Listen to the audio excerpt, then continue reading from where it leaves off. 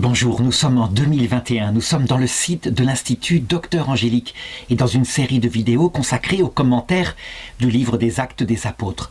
J'en suis rendu à la deuxième partie du chapitre 9 qui va nous permettre d'étudier l'utilité des signes, des miracles, des prodiges, de tout ce qui dispose à la conversion.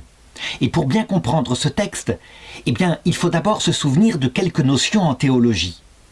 La foi est un don de Dieu. Il faut s'en rendre compte. Pour croire en Dieu, pour avoir confiance en lui, il faut que Dieu donne une expérience mystique de sa présence. Il faut que l'on soit confronté à la réalité de Dieu qui est là autour de nous et qui nous protège. C'est la foi théologale. On fait confiance en Dieu parce que on croit Dieu. Et on aime Dieu à cause de cela, parce qu'il envoie un message qui est une bonne nouvelle. Pour se tourner vers la foi, il y a quelque chose seul qui peut le provoquer, c'est la venue du Saint-Esprit en nous. Et c'est ainsi que les Actes des Apôtres racontent que lors de la première prédication de Pierre à la Pentecôte, ils eurent le cœur transpercé. Ça veut dire une présence dans leur cœur qui était comme brûlante, comme un amour fervent, comme si quelqu'un était vraiment là. Et ils y croyaient, ils le sentaient, ils le ressentaient. Mais attention, la conversion n'est pas forcément par ce mode de ressenti. Disons que la plupart du temps, parce que nous sommes des êtres sensibles, nous sentons la présence de Dieu. Quelquefois, c'est une présence de Dieu dans l'intelligence. Pour les personnes les plus spirituelles, elles savent qu'il est là et elles ne le ressentent pas forcément. Ça, c'est beaucoup plus profond, mais l'Esprit Saint s'adapte à ce que nous sommes. Donc voilà la cause de la conversion. Mais avant, il y a des choses qui sont dispositives, qui vont préparer la conversion. Et en particulier, ce qu'on appelle les signes, les miracles et les prodiges, ceci permet d'enlever l'obstacle qui consiste à dire « tu parles au nom de Dieu, mais qu'est-ce qui me dit que tu parles au nom de Dieu ?» Eh bien, quand un apôtre qui prêche Jésus-Christ accompagne sa prédication, soit par des signes, soit par des miracles, soit par des prodiges, l'obstacle de la non-crédibilité disparaît. C'est ainsi que les apôtres étaient comblés, en tout cas au début de l'Église, par ce genre de choses. Alors, justement, distinguons le signe, le prodige et le miracle. Le signe, c'est une coïncidence frappante, quelque chose d'assez subjectif. Imaginons par exemple une personne qui prie de tout son cœur en demandant à Dieu s'il existe. Est-ce que celui qu'il a perdu, son père, sa mère, est vivant dans le paradis ? Et que, comme par hasard, la nuit suivante, il voit son père ou sa mère en rêve qui lui dit « Je suis vivant et je pense à toi et je suis heureux ». Il va prendre cela comme un signe très fort. Il se réveillera le matin. Si le songe a été très profond, il pourra le raconter aux autres qui n'en auront pas la preuve et qui diront peut-être qu'il a rêvé. Donc c'est subjectif, mais c'est très fort. Voilà ce que c'est un signe. Et puis, il y a ce qu'on appelle des prodiges. Un prodige, c'est un phénomène objectif pour le coup, c'est pas simplement subjectif comme le signe, mais qui pourrait s'expliquer par exemple, peut-être par une cause naturelle, par l'intervention d'un démon, peut-être d'un ange de Dieu.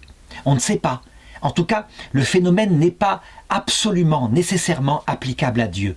Et justement, dans le texte en question, nous avons quelque chose là qui peut-être pourrait ressembler à un prodige, quoique ça ressemble en fait aussi à un miracle. Mais comme le deuxième récit que je vais faire est un vrai miracle, alors voilà. Donc, le texte, c'est à partir du verset 31 du chapitre 9. « Cependant, les églises jouissaient de la paix dans toute la Judée, la Galilée et la Samarie, et elles s'édifiaient et vivaient dans la crainte du Seigneur, et elles étaient comblées de la consolation du Saint-Esprit. » Ce qui se passe ici doit être dans les 2, 3, 4 premières années après la résurrection du Seigneur. Donc l'évangile ne s'est répandu encore que sur la terre d'Israël. Il a touché des Juifs et puis des gens qui étaient là, des prosélytes venant de Grèce et qui étaient attirés par le temple du Dieu unique. Toujours est-il que voilà ce qui se passe, c'est Pierre qui va être responsable par sa prière de ce prodige-là. Pierre, qui passait partout, descendit également chez les saints qui habitaient Lydda. Les saints, ça veut dire ceux qui ont la présence de l'Esprit Saint dans leur cœur. Ici, c'est un terme qui ne signifie pas les saints canonisés comme maintenant, mais tous les chrétiens qui vivent de la présence de Dieu. Et c'est vrai, la charité nous rend saints. Et la charité, c'est parce que l'Esprit Saint est dans notre cœur et qu'on le fréquente dans la prière. Il y trouva un homme du nom d'Énée qui gisait sur un grabat depuis 8 ans. C'était un paralytique. Toute la question maintenant, c'est de savoir pourquoi il est paralytique. Si nous avions le diagnostic, si par exemple il était paralysé parce que, étant tombé d'un échafaudage, sa moelle épinière est, mettons, tranchée ici, au milieu du dos, il est dans ce cas-là paraplégique. Si elle est tranchée plus haut, il est tétraplégique, ça veut dire qu'il ne peut même pas bouger les bras. Là, nous avons une cause matérielle, objective. Mais si par hasard, il est paralysé sur son lit parce qu'il a connu une grave dépression et que ça s'est répercuté, il n'a plus voulu se lever, il est resté comme ça. Et donc, comme une sorte de transfert de symptômes sur son corps, mais rien dans son corps n'est détruit. Un peu comme ce qu'on appelle l'hystérie. Alors dans ce cas-là, ce qu'il va subir comme guérison serait de l'ordre du prodige. Ça veut dire un phénomène qui n'implique pas objectivement une guérison. Si par contre, il y a la moelle épinière qui est tranchée, on serait de l'ordre du miracle parce qu'une moelle épinière ne repousse pas. Et donc voilà la suite de l'histoire. Pierre lui dit, « Aîné, Jésus-Christ te guérit, lève-toi et fais toi-même ton lit. » Et il se leva aussitôt, et tous les habitants de Lydda, de la plaine de Saron le virent, et ils se convertirent au Seigneur. Voilà.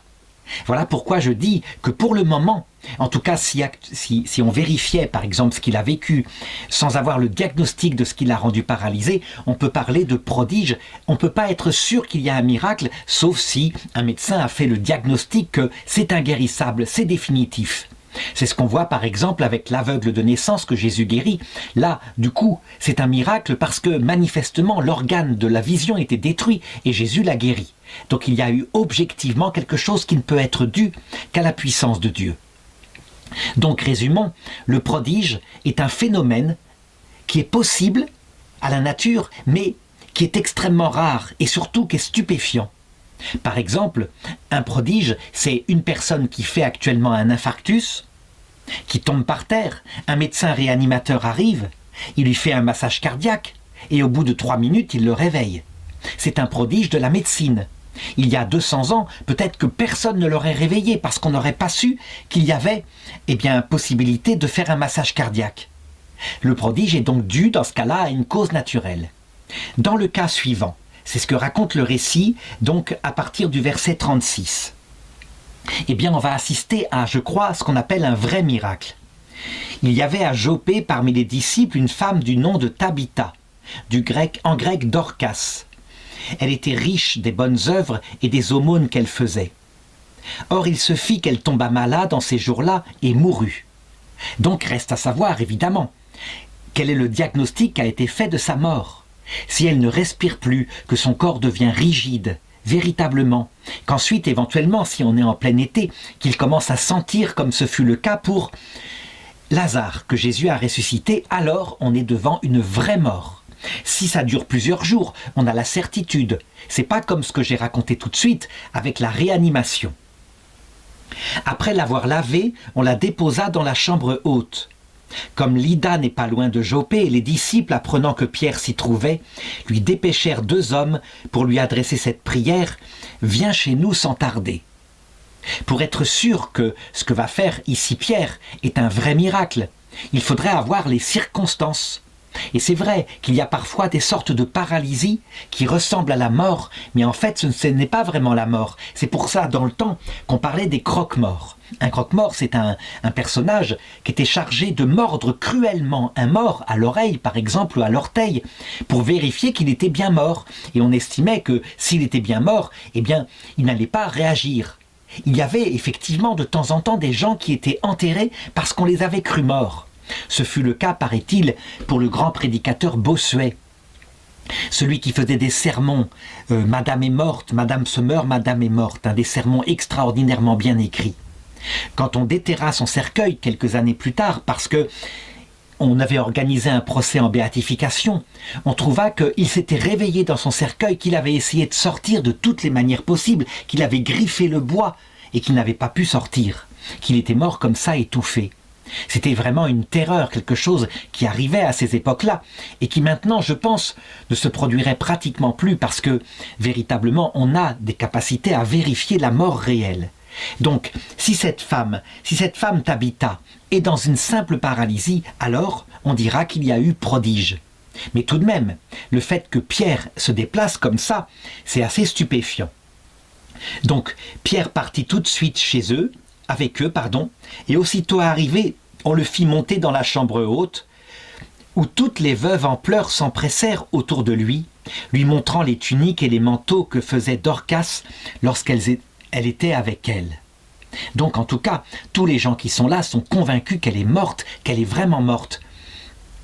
Alors, encore une fois, je n'ai pas possibilité de vérifier évidemment. Pierre mit tout le monde dehors, puis, à genoux, pria. Se tourna ensuite vers le corps, il dit « Tabitha, lève-toi ». Elle ouvrit les yeux et voyant Pierre, elle se mit sur son séant. On reconnaît ici un miracle analogue à ce qui s'était passé à l'époque de Élie, de Tishba, le prophète, dans la Bible. Et évidemment, c'est par contre quelque chose de moins net que ce que va faire Jésus avec Lazare, où là, carrément, il y a des odeurs de décomposition. Pour le coup, on est certain que pour Lazare, il y a eu un vrai miracle. Pourquoi? Parce que il n'est pas possible de ressusciter un mort décomposé. Il faut la toute-puissance de Dieu. Le miracle de la résurrection d'un mort décomposé, c'est véritablement quelque chose qui implique plus que la puissance des anges. Il faut que Dieu lui-même mette son pouvoir éternel et puissant, tout puissant, au service de ce phénomène. En l'occurrence ici, ça ressemble à un miracle, mais on n'en a pas la preuve définitive. Verset 41. Lui prenant la main, Pierre la fit lever, appelant alors les saints et les veuves, il la leur présenta vivante. Tout Joppé sut la chose et beaucoup crurent au Seigneur.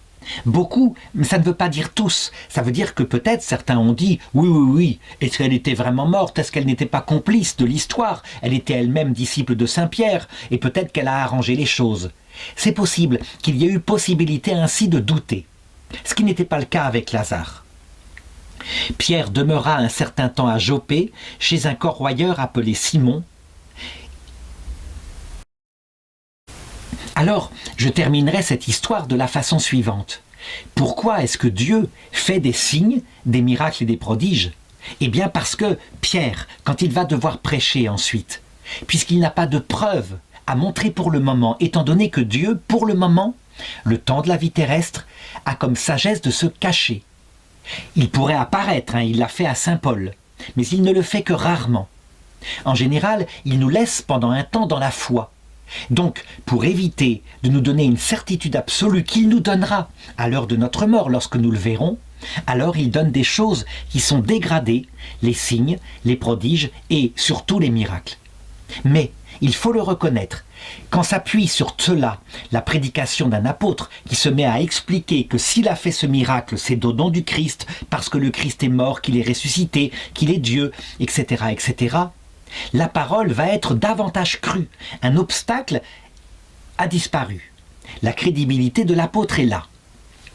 Cependant, si la prédication se fait et qu'elle n'est pas accompagnée de la dernière chose qu'on appelle l'Esprit Saint qui vient dans le cœur comme je viens de l'indiquer, alors, même accompagnée de miracles, de prodiges et de signes, la prédication d'un apôtre ne portera pas ses fruits. Ou du moins, elle provoquera la stupéfaction, la peur, et puis peut-être que les gens se tourneront comme ça, en y croyant, mais ils auront été roulés, tandis que si l'Esprit Saint vient dans leur cœur en même temps, alors on aura la vraie qualité de la conversion, une qualité profonde avec la charité qui va naître dans le cœur. Alors il me reste à développer comment fait l'Esprit Saint. Eh bien, au cours des conciles de l'Église catholique, l'Église a défini d'abord la chose suivante. Il peut y avoir l'Esprit Saint qui attire quelqu'un avant même qu'on ait entendu un prédicateur expliquer que c'était lui. C'est le cas, par exemple, de tous les hommes dont le cœur est angoissé. Ils cherchent, ils vont mal, ils cherchent ce qui va mal en eux, et souvent c'est simplement que la vie n'a pas de sens profond.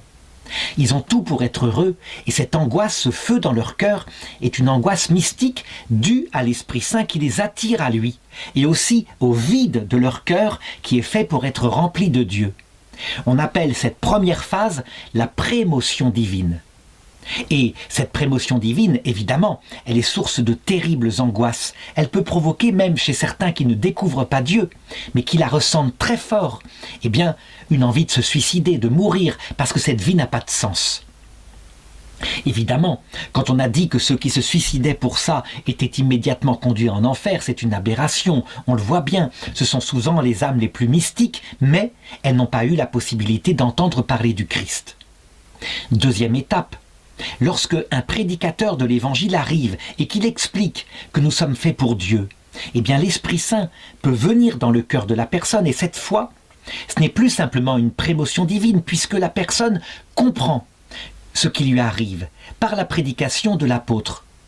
On appelle cela une forme de grâce actuelle qui provoque un premier amour. C'est le Concile d'Orange qui a défini que cette prima affectio, elle n'était pas libre, elle venait de l'Esprit Saint.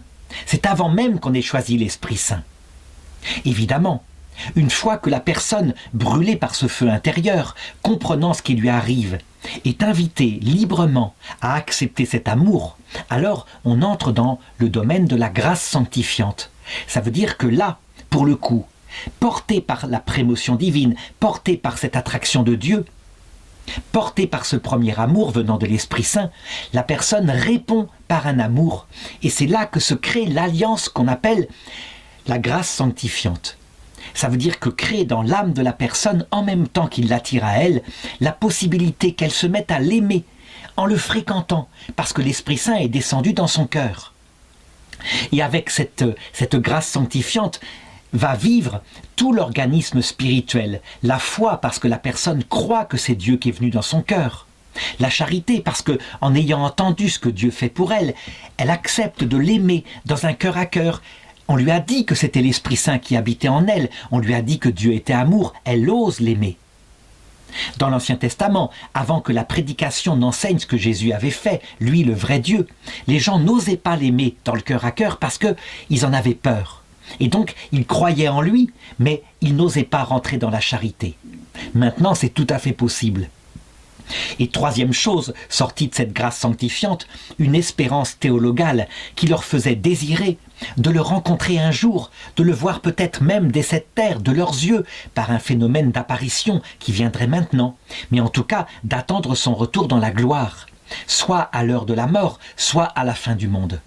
Donc voilà comment se passe la conversion. Et donc, même si à cette époque-là, on n'analysait pas les choses aussi nettement que maintenant, en les comparant à ce qui se passe dans l'amour humain, ça se passait réellement, simplement, de manière vitale.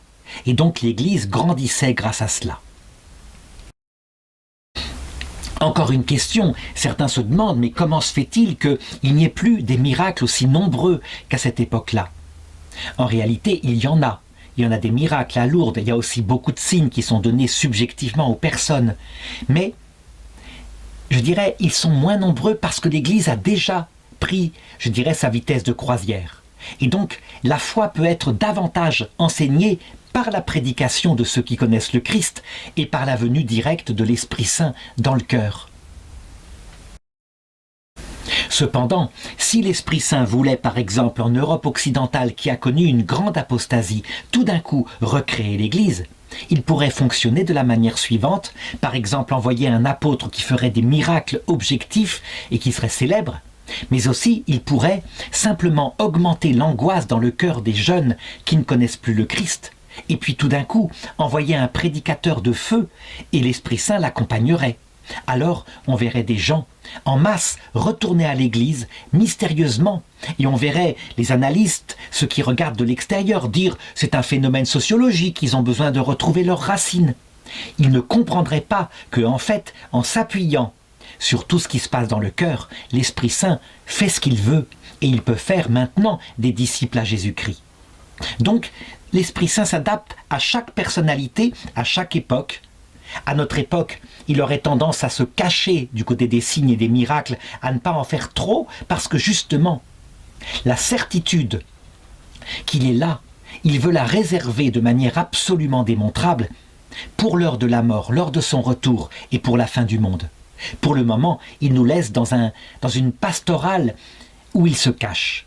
c'est volontaire. C'est afin de créer en nous un cœur plus humble, un cœur abandonné quelquefois, et donc un cœur qui, je dirais, se purifiera davantage en vue de la vie éternelle.